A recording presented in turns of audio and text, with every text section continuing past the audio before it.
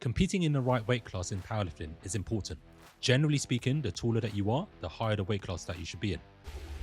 No shit. But here are two questions. Go on. Are you in the right weight class right now? And if you're not in the right weight class, should you be going up or down? In this video, I will tell you every factor that you need to know so you can decide which class is best for you, how to decide when to go up, down, or stay in the current class.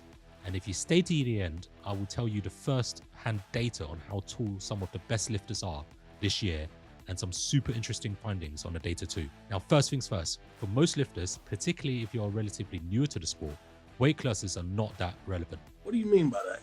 And what I mean by that is that you shouldn't be thinking too much about finding your weight class, and you should just focus on getting stronger around the body weight that you are at and being better skilled as a powerlifter. Sorry to burst your bubble. However, as you progress through your powerlifting journey, you will eventually think about your weight class. Now, powerlifting is a sport that categorizes competitors by weight classes, meaning that how much you weigh determines the category that you fall into. The weight classes ensure for fair competition so that the lighter person is not competing with a heavier person. Now, generally speaking, what's the defining difference between people from different weight classes? It's max strength performance. As powerlifting is a sport of max strength, there are various factors that contribute to strength, of which muscle mass is probably one of the most influential ones. And according to this article from Greg Knuckles, gains in muscle mass may explain up to 65% plus of the variability in strength gains, highlighting hypertrophy as a key factor for strength gains in trained lifters. So here are 10 factors that influence your decision making on weight classes selection. So the first one is going to be height. So height plays a crucial role in determining the appropriate weight class for a powerlifter.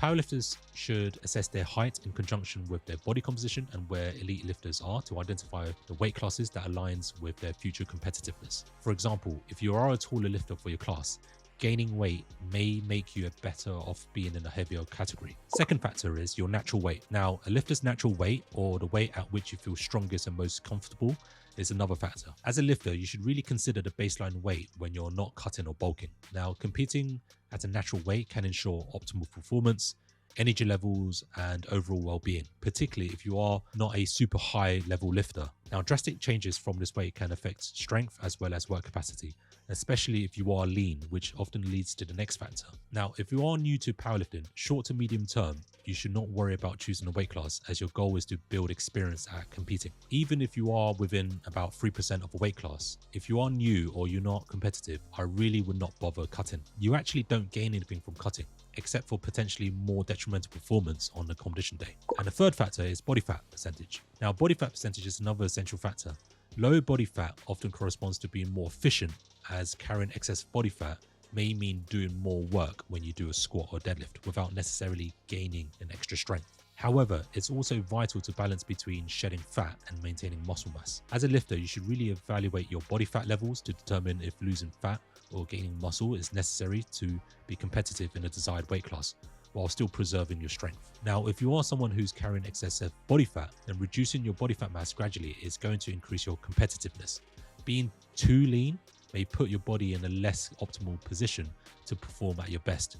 For example, being too lean may be detrimental to strength performance. According to Stronger by Science, most are competitive somewhere around 10 to 15% body fat for men. For women, it's generally around the low 20%. So the fourth factor is age. Age can influence the body's adaptability, strength, and recovery times. Your choice in weight class should take into consideration of your age-related physiological changes. Assuming that you are a healthy body fat percentage, and if you are a junior or sub-junior, you should likely avoid attempting to go down in weight class or even lose weight. Long-term development of a lifter requires long-term gain in muscle mass. So it is for this reason that I think you should be allowing yourself to gain weight and even weight classes up until your late 20s and early 30s, assuming that you are a young lifter. However, if you are getting into powerlifting later in life and you're not an experienced lifter, you still have the potential to increase in muscle mass. So you are this type of lifter, you should allow yourself to be able to gain weight and go up in weight classes. So the fifth factor is experience level. Now, experience level dictates your familiarity with competing and weight management. Seasoned powerlifters may aim to optimize their performance in a specific class,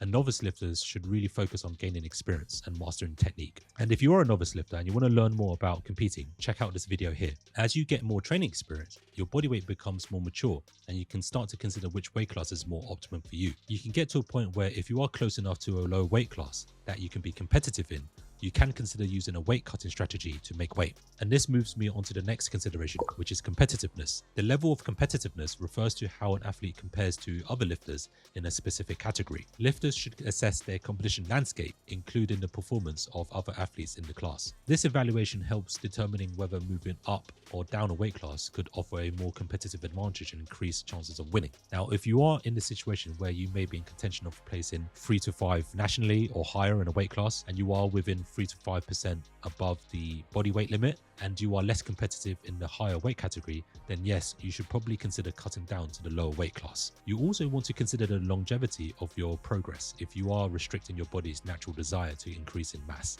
Now, if you wait till later on in this video, I will review to you the latest data on where some of the best lifters are within their weight class. So the next factor is going to be health and sustainability. Now, health and sustainability focuses on the long-term impacts of competing in a particular weight class. Now, lifters should consider the health implications of maintaining or achieving a specific weight, including potential strain on your health. Now, sustainable weight management ensures that athletes compete over an extended period of time without too many adverse health effects. If you are someone who is particularly lean and over time you are finding it harder and harder to cut weight, to make weight in a lower weight class, it may be a sign that it's time to move up to your next weight class. This is particularly true if you're finding that you are finding bigger detriments to your performance over time whilst you are trying to make weight. Now, if you're a lean female athlete, you may find that needing to cut weight through reducing calories may even be detrimental to hormonal health as well, which moves on to the next factor, which is nutrition and weight management. Now, nutrition and weight management are interlinked with a powerlifter's performance.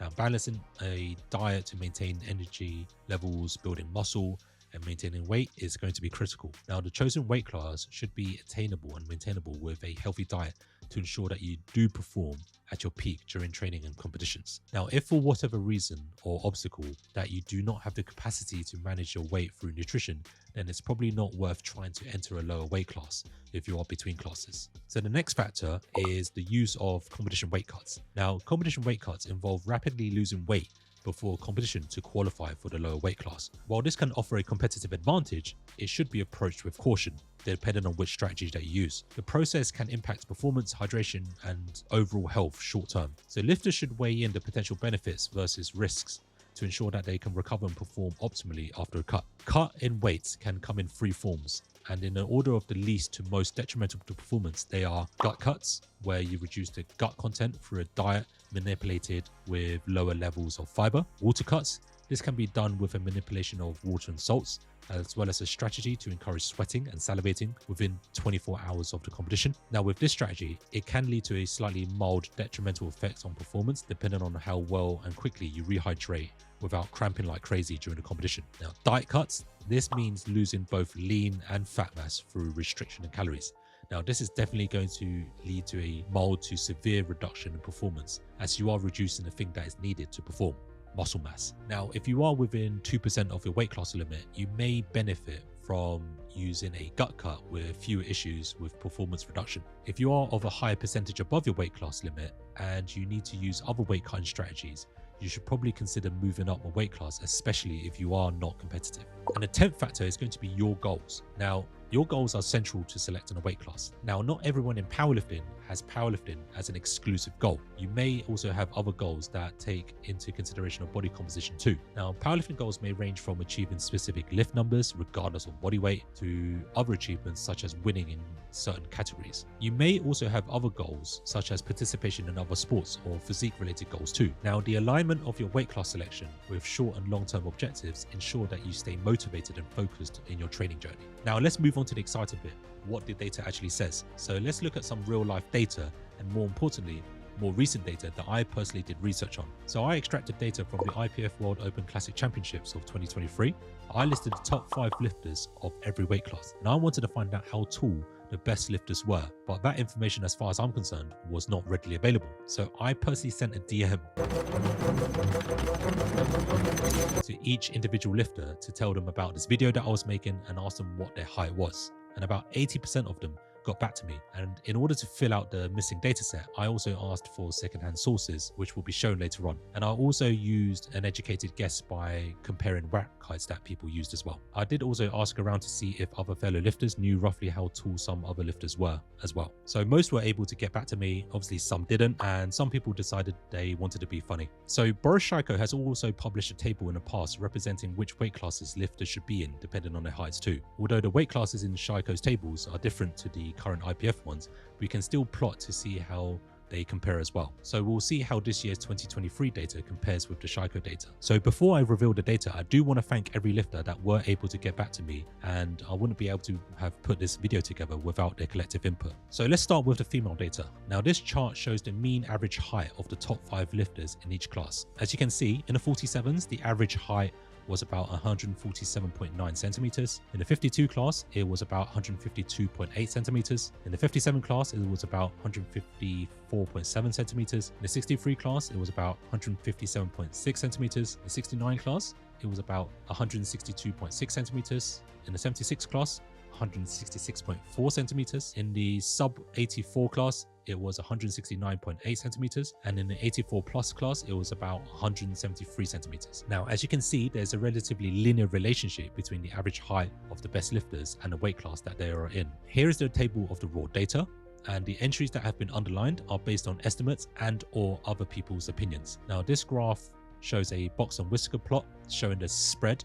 And as this is a small sample, I do expect to see some anomalies in some of the weight classes as well. And in this graph, you can also see the average rack height based on the use of the current Eleiko competition rack. And as you can see, based on the heights and rack heights, there does seem to be more variability around higher weight classes. So here's the average height of the top 5 lifters in the men's categories. So for the 59s, it was about 156.2 centimeters. For the 66 class, it was about 164.34 centimeters. In the 74 class, it was about 165 centimeters. In the 83 class, 172.6 centimeters. In the 93 class, 173.8 centimeters. In the 105 class, 178.6 centimeters. In the sub 120 class, 186.6 centimeters. And in the super heavyweights is 187.8 centimeters. And if you look at the rack heights as well, you get a very similar relationship as well. So accidentally, I put the data together. So let's see what you get if you were to put the weight classes together between the sexes. What's even more interesting is that the relationship between heights and weight classes